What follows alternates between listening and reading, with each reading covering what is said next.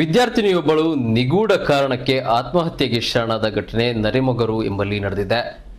ನರಿಮೊಗರು ಕೋಡು ರಸ್ತೆ ಕೇಶವ ಎಂಬವರ ಪುತ್ರಿ ಸಂತ ಫಿಲೋಮಿನಾ ಕಾಲೇಜಿನ ಪ್ರಥಮ ಪಿಯುಸಿ ವಿದ್ಯಾರ್ಥಿನಿ ದೀಕ್ಷಿತಾ ನೇಣು ಬಿಗಿದು ಆತ್ಮಹತ್ಯೆ ಮಾಡಿಕೊಂಡವರು.